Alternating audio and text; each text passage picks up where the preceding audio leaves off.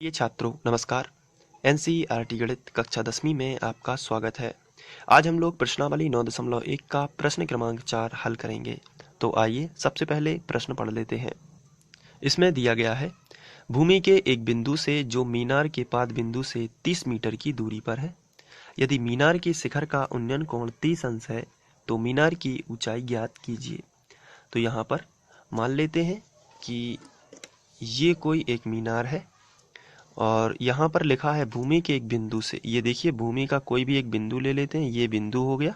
यहाँ पर बिंदु शब्द है इसलिए हमने बिंदु लिया है। मीनार के पाद बिंदु से, तो पाद बिंदु का मतलब ये होता है निचला सिरा। ये देखिए, ये है 30 मीटर की दूरी पर। तो 30 मीटर की दूरी पर है। तो ये देखिए, जो बिंदु है मीनार के पाद बिंदु से 30 मीटर की दूरी पे, यानी ये वाला बिंदु मीनार के पाद बिंदु से 30 मीटर की दूरी पे है। तो हम यहाँ पे लिख सकते हैं 30 मीटर, ये हमने लिख दिया। यदि मीनार के शिखर का उन्नयन कोण बनता है नीचे से। उन्नयन कोण का मतलब होता है ऊंचे नयन करके देखना, यानी कोई चीज नीचे होगी तभी तो ऊपर देखेगी। तो यहाँ से यदि प्रेक्षक नीचे है तो वो मीनार के शिखर को, यानी इस वाले पर्टिकुलर पॉइंट को देख रहा है और उन्नयन कोण बन रहा है 30 अंश। तो चलिए मान लेते हैं कि इसको, ये दृष्टि रेखा हमने यहाँ से यहाँ तक मिला दी और इसको बना दिया। तो यहाँ पर मिलाने के बाद जो कोण बन रहा है 30 अंश, वो हमने यहाँ पे लिख लिया 30 अंश। अब देखते हैं पूछा क्या गया है। इन्होंने पूछा है मीनार की ऊंचाई ज्ञात कीजिए। इसका मतलब हमें मीनार की ऊंचाई ये पूरी ज्ञात करनी है।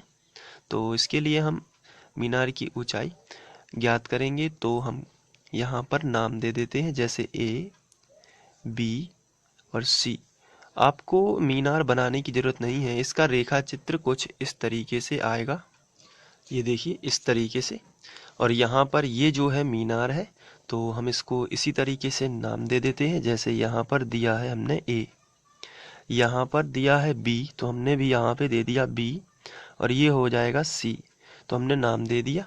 और ये जो एंगल है ये 30 अंश का हो जाएगा। तो पेपर में जो है एग्जाम में आपको यही चित्र बनाना है, ये नहीं बनाना है। और ये हो जाएगा 30 मीटर, क्योंकि ऐसा चित्र बनाने में आपका टाइम भी लगेगा और एग्ज़ाम में निश्चित समय होता है, इसलिए थोड़ा ध्यान रखें। ये 30 मीटर की दूरी दी गई है और ये 30 अंश का एंगल है। और ये मीनार की ऊंचाई जो है इसे ज्ञात करना है। इसे हम AC कहेंगे। इसको हम H भी मान सकते हैं, लेकिन H मानने का कोई मतलब नहीं होगा, क्योंकि AC का जो मान होगा वही तो H का मान होगा, वही तो मीनार की ऊंचाई होगी। इसलिए हम यहाँ पर AC ही रखते हैं। और ये 30 मीटर हो गया और ये चित्र इसमें कन्वर्ट हो गया। तो इसे बोलते हैं नमूना आकृति रेखा चित्र। तो इसको अब हम हटा देते हैं और इस चित्र की सहायता से हल करेंगे। तो इस चित्र में अब सबसे पहले तो हम लिखेंगे जो हमें चित्र के अनुसार लिखना है। तो हम मान लेते हैं, माना AC एक मीनार है। आप देख सकते हैं AC एक मीनार है जिसकी ऊंचाई ज्ञात करनी है, यही हमें ज्ञात करनी है। BC बराबर 30 अंश, 30 मीटर लिख लेते हैं और कोण भी लिख लेते हैं। तो सबसे पहले हमने कोण लिखा है ABC 30 अंश, ये देखिए। इसके बाद हम ये BC बराबर 30 ये दी गई है, ये भी हम लिख लेते हैं BC बराबर 30 मीटर। तो ये भी हमने लिख ली। इसके बाद अब हमें देखना है कि इसमें साइन कॉस टेन में से कौन सा फॉर्मूला लगना है। तो ये डिपेंड करता है कि क्या दिया गया है और क्या ज्ञात करना है। इससे हम लोग शुरू से ही करते आ रहे हैं।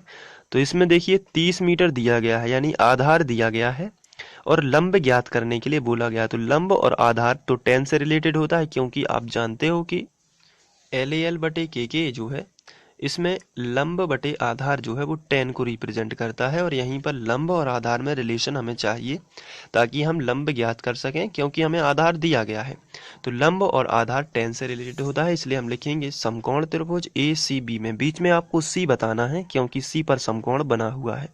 तो हमने लिखा ACB में और टेन का फॉर्मूला लगाया। तो आपको मालूम है टेन ही क्यों लगा, क्योंकि लंब आधार दिए गए हैं। टेन थीटा बराबर होता है लंब बटे आधार। तो यहाँ पे बताइए लंब कितना है AC और आधार कितना है BC। तो ये टेन थीटा कितना दिया गया है 30 अंश। तो मैंने आपको बताया था टेन 30 का मान। तो टेन 30 अंश हमने लिखा बराबर AC जो है वो हमें ज्ञात करना है, और BC हमने रखा तुरंत में। BC कितना दिया गया है 30, तो हमने यहाँ पे रख दिया 30। 10 30, जो 30 साल का आदमी होता है उसके सिर पर बाल होते हैं, यानी 1/√3 बराबर AC बटे 30। ये हमने लिखा, त्रियक गुणा कर दिया, AC का करनी 3 में आ गया तो AC करनी 3 बराबर 30 का गुणा 1 में किया तो आया 30 एकम 30। तो करनी 3 नीचे आ जाएगा तो AC बराबर 30 बटे करनी 3, ये आ गया। तो अब हम इसका परिमेयकरण कर देते हैं, तो चलिए कर देते हैं। तो करनी 3 का ऊपर भी गुणा करेंगे, करनी 3 का नीचे भी, तो 30 बटे करनी 3 ज्यों का त्यों गुणित करनी 3 बटे करनी 3, ये हमने कर दिया। तो AC मिलेगा, 30 का करनी 3 में होगा गुणा तो आएगा 30 करनी 3, और यहाँ पर करनी 3 का करनी 3 में तो 3 बाहर आ जाएगा, तो 30 धाम 30, ये 10 आ जाएगा। तो AC बराबर मिलेगा 10 करनी 3। तो अतः मीनार की ऊंचाई हो जाएगी 10 करनी 3। इस तरीके से आपको लिख लेना है। आप चाहें तो इसे नोट भी कर सकते हैं। इसके लिए आपको यहाँ से नोट कर लेना है और ये चित्र भी बना लेना है, और इसके बाद यहाँ से और थोड़ा सा ये।